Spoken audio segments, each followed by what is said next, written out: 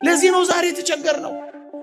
እውነተኛውን ካህን ከሐሰተኛው መለየት ያቃተ፣ እውነተኛውን አጥማቂ ከሐሰተኛው አጥማቂ መለየት አቅቶት የሚንቆራጠጠው ሕዝቤ።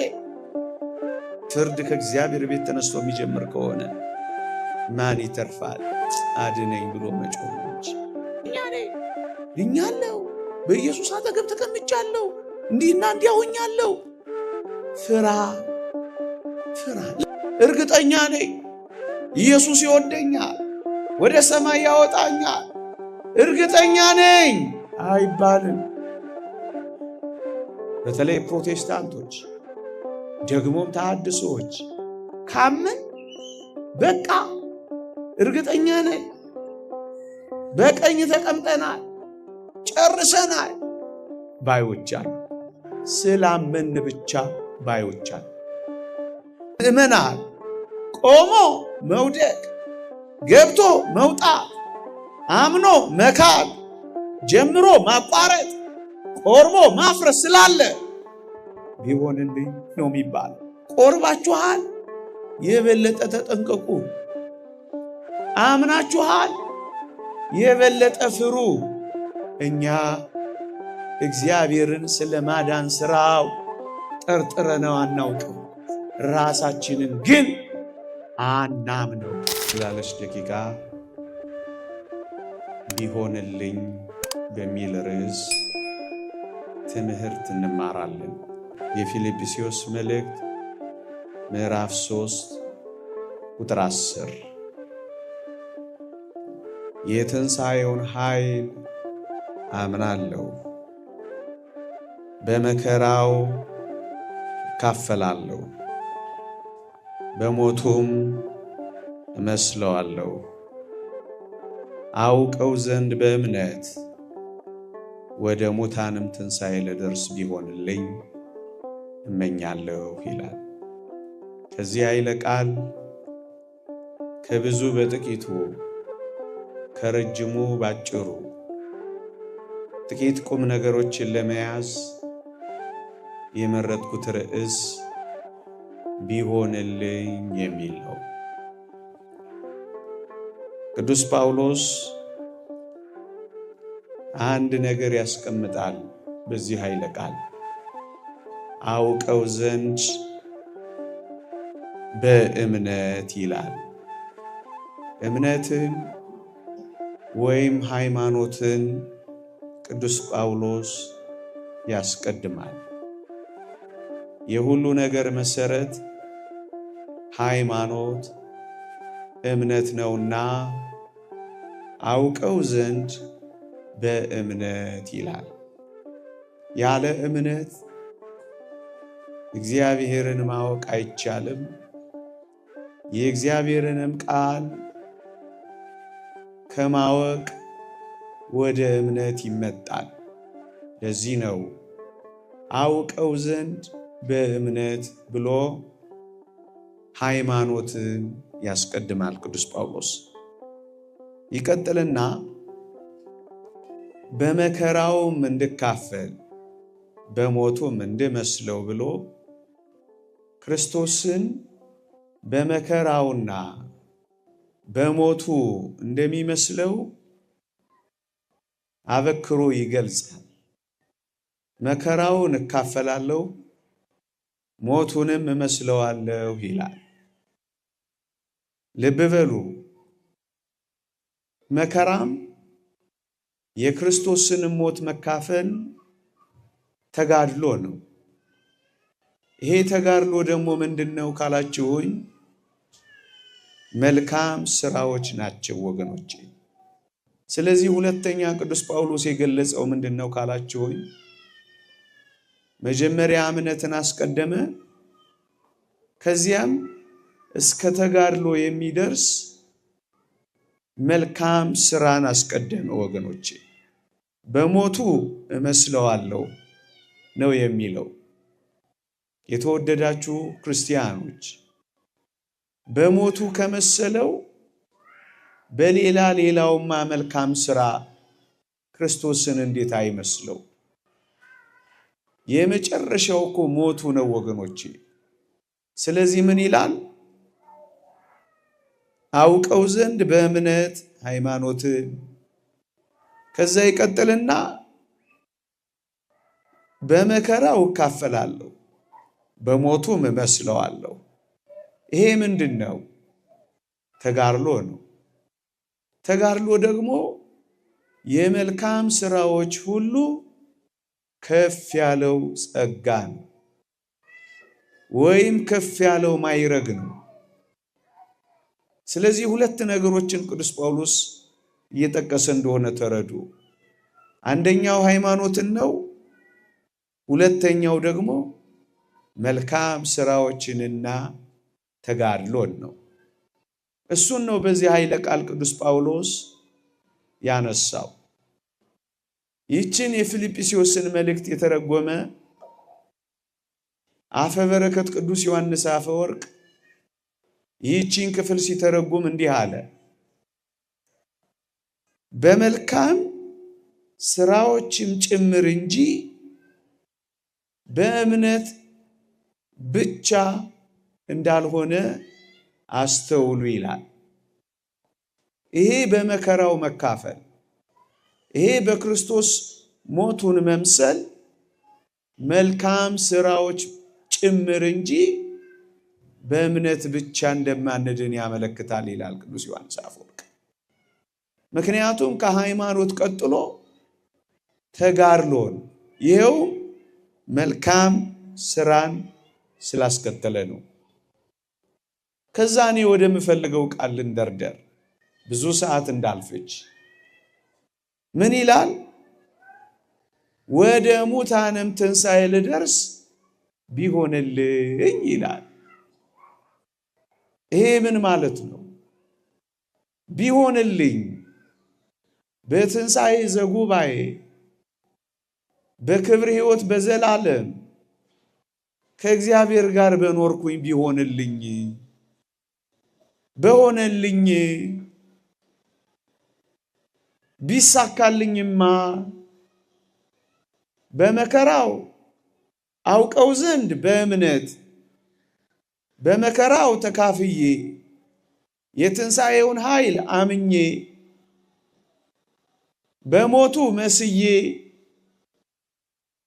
ወደ ሙታንም ትንሣኤ ልደርስ ቢሆንልኝ እመኛለሁ ይላል ቅዱስ ዮሐንስ አፈወርቅ። ቢሆንልኝ የሚለውን ቃል እንዲህ ብሎ ይተረጉመዋል። ከዚህ ሁሉ በኋላ ይላል። ከየት በኋላ? ክርስቶስን ቢያምነው መከራውን ቢካፈልም በብዙ ተጋድሎ በሞቱ ሊመስለው ቢፈልግም ቢሆንልኝ ማለቱን ግን አትርሱ ይልና ቅዱስ ጳውሎስ ለምንድን ነው ቢሆንልኝ ያለው የሚለውን ሲመልስ በትንሣኤ ሕይወት ዘላለም ከእግዚአብሔር ጋር በፍጹም መኖሩን ገና እርግጠኛ አለመሆኑን ነው የሚያሳየው ይላል። ቢሆንልኝ ብሎ ነው የሚመኘው ይላል። በፍጹም መተማመን እኮ ስላልቻለ ነው ገና ቅዱስ ጳውሎስ ወደ ትንሣኤ ሞት ልደርስ ቢሆንልኝ እያለ የሚመኘው ይላል ዮሐንስ አፈወርቅ። ልብ በሉ። በትንሣኤው አምናለሁ፣ መከራውን እካፈላለሁ፣ በሞቱም ልመስለው እመኛለሁ። ቢሆንልኝ ፍጻሜን ቢያሳምረው በዘላለም መንግስቱ ብከብርና ብቀመጥ ገና ፍጹም መተማመን ስላልቻለ ከነዚህ ነገሮች በኋላም ቢሆን ቅዱስ ጳውሎስ እኮ በራሱ መተማመን አልቻለም ይላል። እዩ፣ ይሄ ቅዱስ ጳውሎስ እስከ ሦስተኛው ሰማይ የተነጠቀ ነው ወገኖቼ። የተወደደ መድኃኒታችን ኢየሱስ ክርስቶስን ቃል በቃል ያነጋገረ ነው ወገኖቼ። ከልዋሪቆን እስከ ደማስቆ እንቅልፍ አጥቶ ለወንጌል የተንከራተተ ነው ወገኖቼ። መከራውን እየተካፈለ በረሃብ በጽም በመጠላት እየተንገላታ ያለ ነው ቅዱስ ጳውሎስ። ግን ምን እንደሚል ስሙት ይላል ዮሐንስ አፈወርቅ። ቢሆንልኝ ይላል። ገና በፍጹም ይሄን ሁሉ አድርጎ እንኳን በራሱ መተማመን ስላልቻለ ነው ይላል ቢሆንልኝ የሚለው። ታዲያስ እንደዚህ ያለው ሐዋርያ ይሄን ሁሉ ገድል ከፈጸመ በኋላ ገና እንደ ጀማሪ ቢሆንልኝ እያለ የሚመኝ ከሆነ የተወደዳችሁ ክርስቲያኖች፣ እኛ ደካሞቹ፣ እኛ ገና ገድል ያልጀመርነው፣ እኛ ገና እንቅልፍ ላይ ያለነው፣ እኛ ገና ከኃጢአት ጋር መጋደል ያልጀመርነው እንዴት አድርገን ነው በጣም እርግጠኞች የምንሆነው ይላል። በቀኝ መቆማችን፣ መንግሥተ ሰማያት መግባታችን ተስፋለን እንጂ እንመኛለን እንጂ እንዴት አድርገን ነው በመተማመን የምንኖረው ይላል። ለዛ ነው ቢሆንልኝ ብሎ የተመኘው ይላል ቅዱስ ጳውሎስ። ይህንን የበለጠ የሚያጎላልንን የእግዚአብሔርን ቃል አንብብላችሁ። ንዑድ ክቡር የሚሆን ሐዋርያ ጳውሎስ በአንደኛ ቆሮንቶስ መልእክት ምዕራፍ 9 ቁጥር 24 ላይ እንዲህ የሚል ቃል ሲነገር ስሙትማ። ምን ይላል? ለሌሎች ከሰበኩ በኋላ እኔ ደግሞ የተጣልኩ እንዳልሆን ሥጋዬን እየጎሰምኩ አስገዛዋለሁ ይላል። ወዳጄ ቅድም ካልኳችሁ ጋር ነው አብሮ የሚሄደው። እስከ ሦስተኛው ሰማይ ተነጥቆ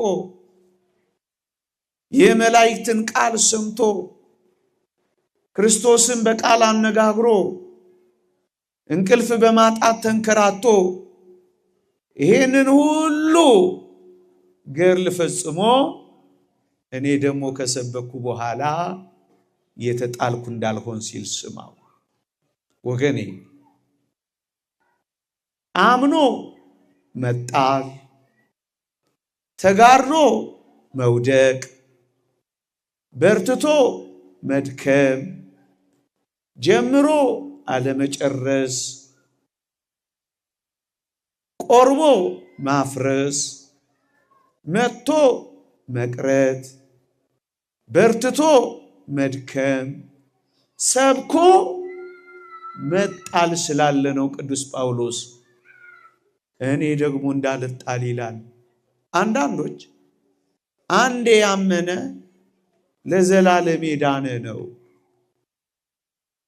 አንዴ ኢየሱስን የተቀበለ የሚጣል አይደለም ብለው የሚያስተምሩትን ሰምተናል። እንኳን በደለኞቹ እንኳን ኃጢአተኞቹ እኛ እንደዚህ የሚጋደለው ጳውሎስ እንኳን ስሙትማ ለሌሎች ከሰበኩ በኋላ እኔ ደግሞ የተጣልኩ እንዳልሆን ይላል። እና ምን አረጋለሁ? ሥጋዬን እየጎሰምኩ አስገዛዋለሁ። በልበል ሲለኝ አሳርፈዋለሁ። ብላ ብላ ሲለኝ ጹም ጹም እለዋለሁ። ተኛ ተኛ ሲለኝ ትጋ ትጋ እለዋለሁ። እረፍ እረፍ ሲለኝ በርታ በርታ እለዋለሁ። እጎስመዋለሁ፣ እጋደላለሁ።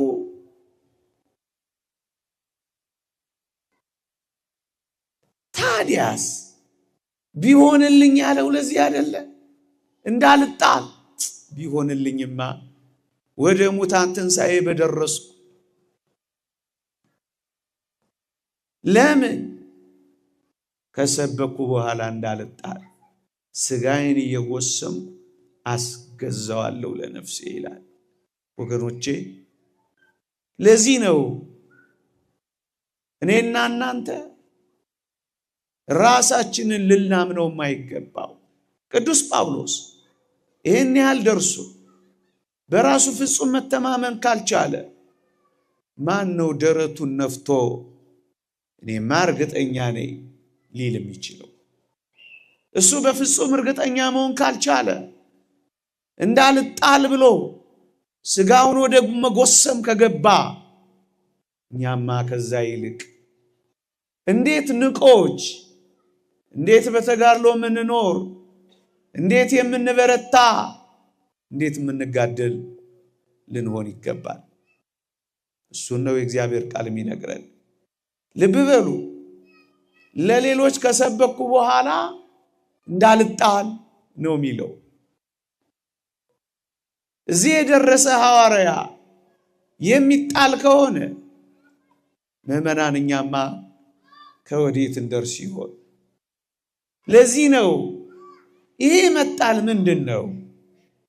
መጣል ማለት ምንድን ነው? በመጽሐፍ ቅዱስ ቅዱስ ጳውሎስ እንዳልጣል የሚለን ምንድን ነው? ራሱ ሐዋርያው የነገረንን ላንብብላችሁ።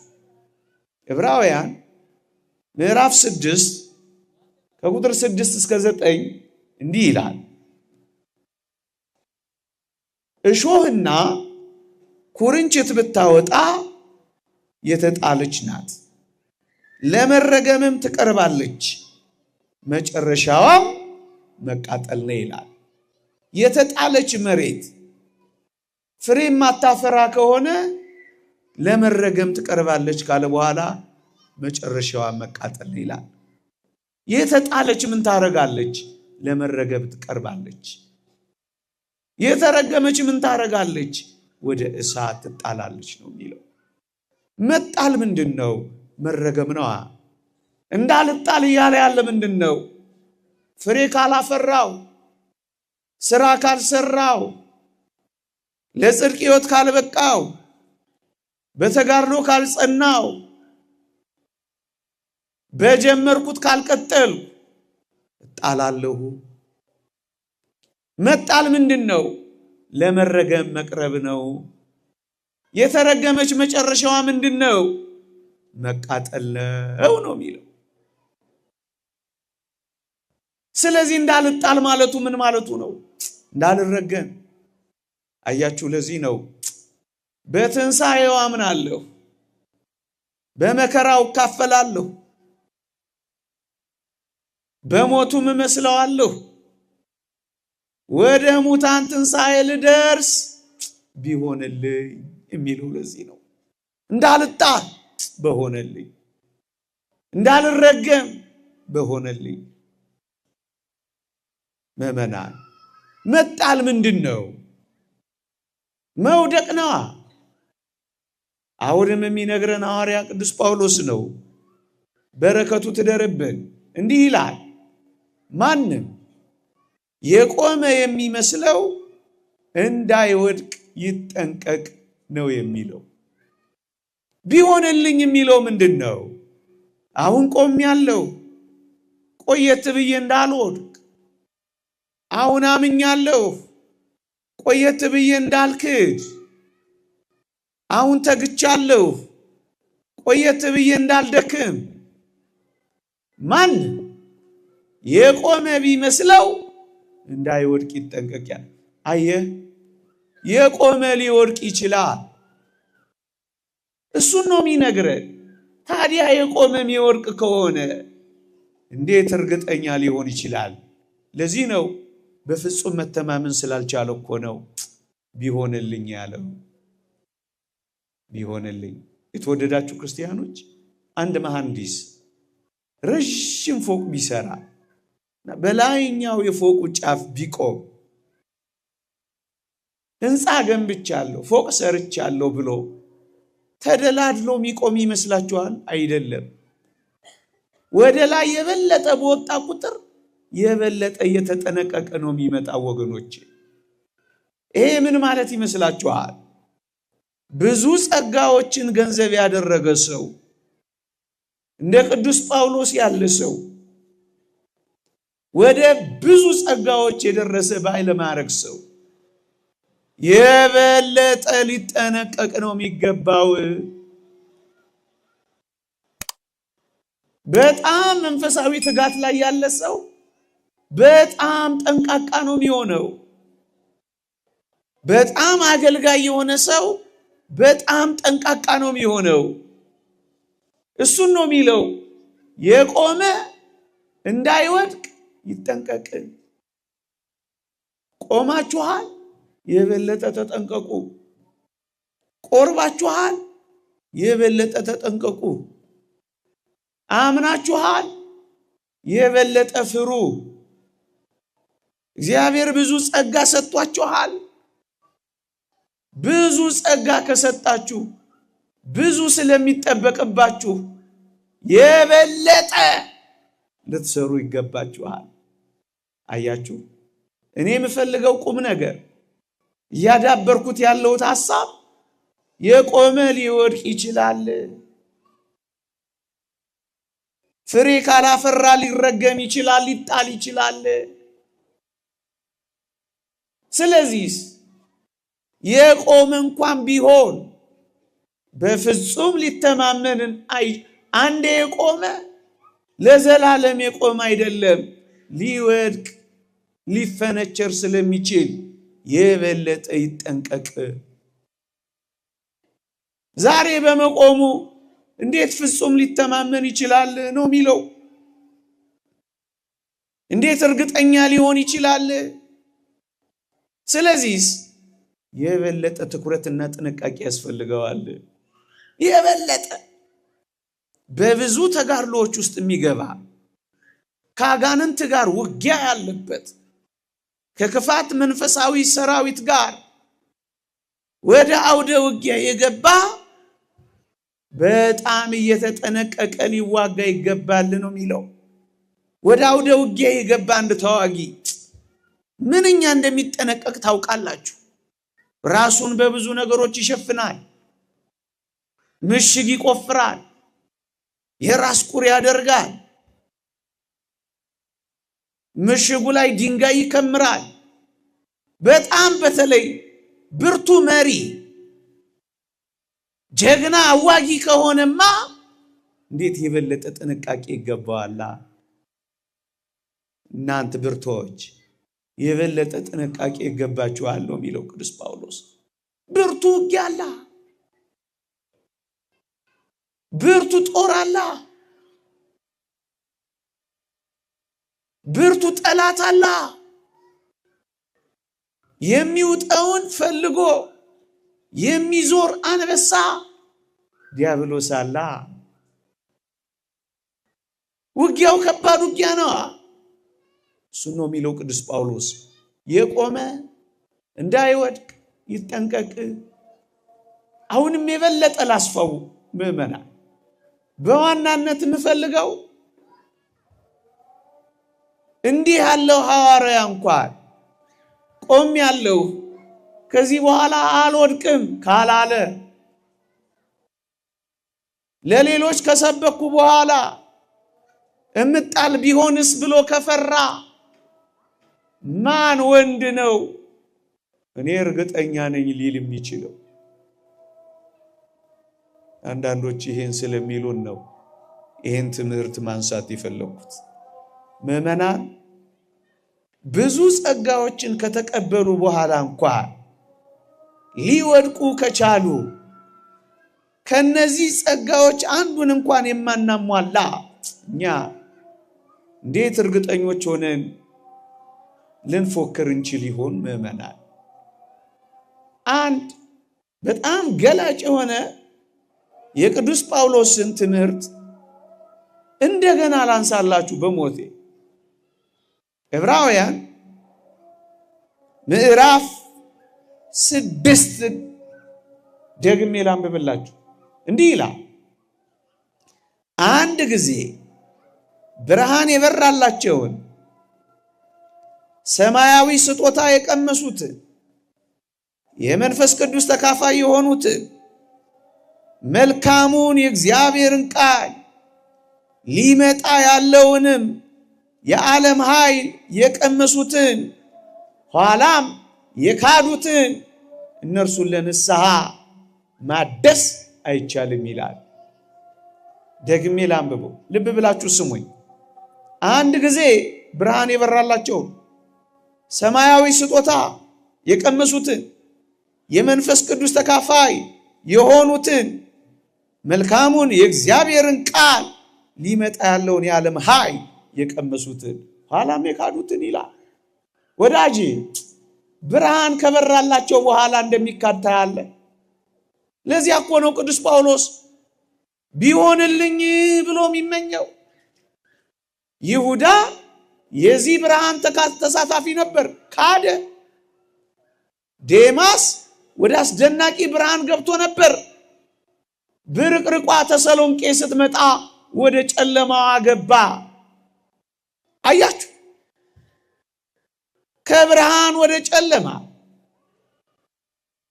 ግን ብርሃን ቀምሰዋል፣ ሰማያዊ ስጦታን ተሳትፈዋል፣ የመንፈስ ቅዱስን ኃይል ተካፋይ ሆነዋል። ግን ምን ሆኑ? ካዱ።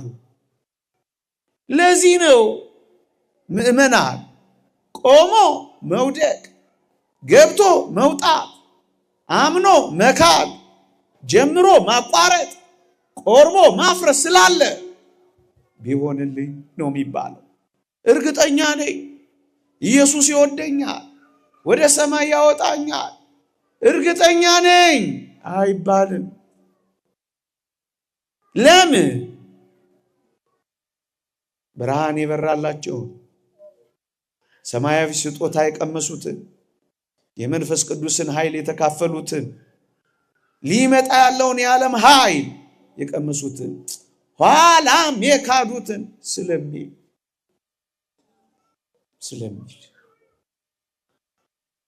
ስለዚህ ምን ይባላል? እንደዚህ ሆነው እንኳን ሳይቀር ወደ ኋላ ማፈግፈግ ይኖራል። ሊጨርሱ ሲሉ መውደቅ ይኖራል። ቀርበው ማቋረጥ ይኖራል።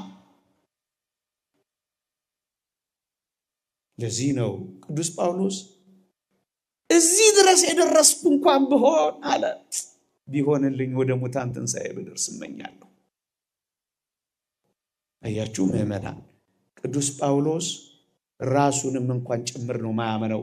እዚህ ማዕረግ ላይ ከደረሰ በኋላ ራሱን ስላላመነ፣ በራሱ በፍጹም መተማመን ስላልቻለ ቢሆንልህ አለ።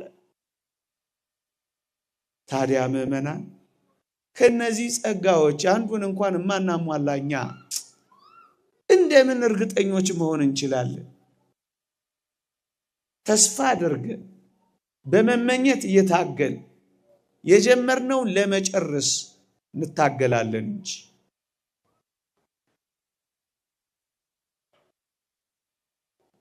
ምክር የቅዱስ ጳውሎስ አንዳንዶች አምነናል፣ ማመናችን ብቻ እርግጠኛ ያደርገናል ባዮች አሉ።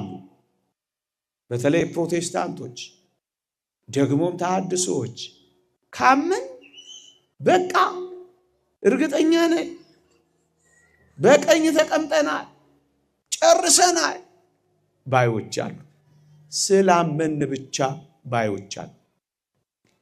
ይህንን ነው ቅዱስ ጳውሎስ የሚያፈርሰው። አውቀው ዘንድ በእምነት አምኗል፣ ሃይማኖትን አስቀድሟል። በመከራው እካፈላለሁ፣ በሞቱም እመስለዋለሁ። በብዙ ተጋድሎዎች አልፏል። መልካም ስራዎች ናቸው። በመልካም ስራ ጸንቷል። ከዚህ ሁሉም በኋላ ቢሆን እንዳልወድቅ፣ እንዳልጣል፣ እንዳልክድ እያለ እንደገና ያስባል። ስለዚህ ወደ ሙታንም ትንሣኤ ልደርስ ቢሆንልኝ እመኛለሁ ይላል። አድነን ሌሎችንም ደግሞ ለመታደግ ጥቂት ማስታወሻዎች እያያዝን ቢሆን ደግሞ የበለጠ ግሩም። እኔ አሁን ይህን ትምህርት ለማስተማር 4 ገጽ ጽሑፍ ጽፌ ከአንድም 2 መጽሐፍ አንብቤ 3 መጽሐፍ አገላብጬ የአባቶችን ምክር ትምህርት ጠይቄ ነው የምመጣው። ደክመው እናንተ ደግሞ ቁጭ ብላችሁ ማስታወሻ ስትይዙ የበለጠ ደስ ይለናል። እናት ልጇ ጡቷን ማግ ማግ ሲያደርግላት ደስ እንደሚላት መምህራንም ሊቃውንት ጥቂት ጥቂት የሚያስተምሩትን ያዝ ያዝ ስታደርጉላቸው ደስ ይላቸዋል። እንደኔ አይነቱ እንኳን መንገደኛ ነው፣ እንደዚያ የሚበቃ አይደለም። ለማጫወት ያክል ጥቂት ለመጠቆም ያክል። ሊቃውንቱ ግን 10 ዓመት 20 ዓመት ደክመው የደከሙበትን ግን ሳንይዝላቸው ስንቀር እንዳያዝኑብን ከመጣችሁ ማስታወሻ ይዛችሁ ሌላ ቀን በተለይ እንዲህ ያለ ልዩ ጉባኤ ረቡዕ ልዩ ጉባኤ ነው አይደል? ማስታወሻ ይዛችሁ የሚሰጠውን ትምህርት 1 2 3 ብላችሁ ጽፋችሁ ከዛ ደግሞ በወር አንድ ጊዜ ወይ በ2 ወር ወይ በ3 ወር የተማራችሁትን ጠቅለል አድርጋችሁ ጥያቄ ጠይቃችሁ መልስ እየተመለሰላችሁ ይሄ ነገር አልገባኝም ነበር መልሱልኝ ብላችሁ ማስታወሻ ወረቀት እየጻፋችሁ ሊቃውንት አሉ እዚህ ቁጭ ብለው ይመልሱላችኋል። አንድም ነገር ቤተክርስቲያን የሚያቀታት የለም። አፌን ሞልቼ መሰክራል። ተሰርታ ያለቀች ቤተክርስቲያን ነች ያለቻችሁ። የእናንተ ጥያቄ ለመጠየቅ ኮንፈረንስ አትቀመጥ፣ ያለቀች ቤተክርስቲያን ናት። አንድ ጥቅስ ላንብብላችሁ። ያመነ በቃ በማመኑ መዳኑን እርግጠኛ ነው አበቃ አይደለም። ሮሜ መልእክት ምዕራፍ 11 ቁጥር 20 ድምጼ ይሰማችኋል አይደል? ሮሜ መልእክት ምዕራፍ 11 ቁጥር 20 እንዲህ ይላል፣ መልካም እነርሱ ካለማመን የተነሳ ተሰበሩ፣ አንተም ከእምነት የተነሳ ቆመሃል ይላል። መጀመሪያችን ቃል አብራራ። ቅዱስ ጳውሎስ በሮሜ መልእክት የሚጽፈው በአሕዛብና በአይሁድ መካከል በነበረው ሰጣ ገባ አይሁድ አዲስ መጪዎቹ አሕዛብ ካልተገረዙ አይድኑም ባዮች ሆኑ። ቅዱስ ጳውሎስ ደግሞ በሕግ ሥራ ማለትም በመገዘር በኦሪት በነበረው አትንካ አትቅመስ በሚለው በመገዘር አይደለም እሱ አብቅቷል። ኢየሱስ ክርስቶስን በማመን መልካም ሥራን በመስራት ለጽድቅ ይበቃሉ እንጂ ተገዘሩ እያላችሁ አታስቸግሯቸው እያለ ነው ሮሜ መልእክት ላይ የሚያስተምረው። አንዳንዶች በዚህም ቃል ግራ ይጋባሉ፣ ሰፊ ትምህርት ስለሆነ አለካው። ቅዱስ ጳውሎስ አይሁድ አሕዛብ ይነቅፏቸዋል። ጣዖት አምላኪዎች ናቸው፣ ካህን የላቸው፣ ሕግ የላቸው፣ መስዋዕት የላቸው፣ ታቦት የላቸው፣ ግዝረት የላቸው እያሉ ያሳቅቋቸዋል። ስለዚህ የኦሪት ጽድቅ መሰረቱ ግዝረት ስለነበር ካልተገረዛችሁ አትድኑም ብለዋቸዋል። አሕዛብ ደግሞ አይሁድን እግዚአብሔር ባህር ከፈለላችሁ፣ እናንተ ግን ባህሩን በተካፈላችሁበት እግራችሁ ጣዖት አመለካችሁ እያሉ እግዚአብሔር ይህን ያህል ተአምራት ቢያደርግላችሁ ሕግ ቢሰጣችሁ አልተገዛችሁለትም እያሉ በጣም ይነቃቀፉ ጀመር። ይህን መፍትሄ ለመስጠት ነው ቅዱስ ጳውሎስ የሮሜን መልእክት የጻፈው። እንደውም ሮሜ ምዕራፍ 4 ላይ ምዕራፍ 3 ላይ እግዚአብሔር የአይሁድ አምላክ ብቻ ነውን? የአሕዛብስ አምላክ አይደለምን? እያለ አይሁድን ከአሕዛብ ጋር በማነጻጸር መፍትሄ ሊሰጥ እንደመጣ ያመላክታል። አሁን እዚህ ሮሜ 11 ላይ እነርሱ ካለማመን የተነሳ ተሰበሩ የሚላቸው አይሁድን ነው። በኢየሱስ ክርስቶስ አላመኑምና ስላላመኑ ምን ሆኑ? ተሰበሩ አለ። ከግንዱ ተለያዩ አለ። ካለማመን የተነሳ አሕዛባዊውን ደግሞ ምን አለው? አንተም ከእምነት የተነሳ ቆመሃል አለው። አንተ ደግሞ አምነሃል፣ መልካም ነው ቆመሃል ካለው በኋላ በቃ እርግጠኛውን ድናል አበቃ አላላቸው እና ምን አላቸው? ፍራ እንጂ የትዕቢትን ነገር አታስብ አላቸው። ያመነ እርግጠኛ ከሆነ ለምን ይፈራል ወዳጅ? ፍርሃት እኮ እርግጠኝነት ስለሌለ ነው። ፍራ እንጂ የትዕቢትን ነገር አታስብ። ይህ ምን እሱ ፉከራ ነው? እርግጠኛ ነኝ፣ ድኛለሁ፣ በኢየሱስ አጠገብ ተቀምጫለሁ፣ እንዲህና እንዲያ ሆኛለሁ። ፍራ ፍራ። ለዚህ እኮ ነው ኦርቶዶክሳውያን አንዳንዶች እኛን ማሳቀቅ ይፈልጋሉ። አልዳናችሁ ምን ትስቅብጥርስ እያሉ። እኛ እግዚአብሔርን ስለማዳን ስራው ጠርጥረነው አናውቅም፣ ራሳችንን ግን አናምነው። ስለዚህ ምን እናደርጋለን? ትዕቢተኞች አይደለንም፣ እንፈራለን። ፍራ ፍራ እንጂ የትዕቢትን ነገር አታስብ። እንደሱ ነው ቅዱስ ጳውሎስ ቢሆንልኝ የሚለው ለምንድን ነው? ይሄው የሐሳብ እኮ ነው። ትዕቢተኛ መሰለህ? ፍራ ቢሆንልኝ የሚለው እኮ በትህትና በፍርሃት ቢሆንልኝ ይቀጥላል። በቸርነቱ ግን ጸንተ ብትኖር ይላል። አዎ ጸንተ ከኖርክ ግን፣ በቸርነቱ ከጸናህ ግን፣ የእግዚአብሔር ቸርነት ባንተ ላይ ነው።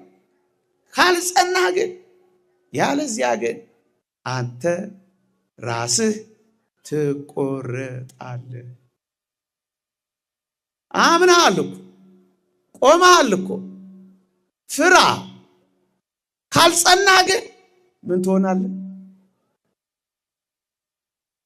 እንዳትቆረጥ ምን በል? ቢሆንልኝ ቢሆንልኝ። አየህ፣ አምኖ መቆረጥ አለ። አመንኩ በቃ እርግጠኛ ነኝ አይባልም። 42 ኪሎ ሜትር ሊሮጥ የጀመረ ገመዷን እስካልበጠሰ ድረስ አሸነፈ ተብሎ የሚታወቀው መቼ ነው? በሽቅድምድም ስፍራ እንደሚሮጡት። ነገር ግን አንዱ አክሊሉን እንደሚያገኝ እናንተም ይህን ታገኙ ዘንድ ሩጡ ነው የሚለው። እንደሱ ነው ነገሩ። ሳትጨርስ ያለው አይባልም። አሁን ገና እኛ መንገድ ላይ ነን። ህይወታችን እስከ መጨረሻው ህቅታ ነው ትግላችን።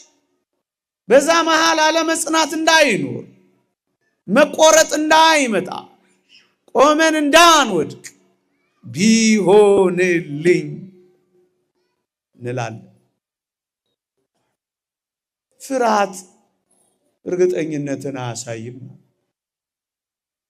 ጥቅስ አበዛዋችሁ ትምህርት ስለሆነ ነው። እሺ ግን ይሰማችኋል?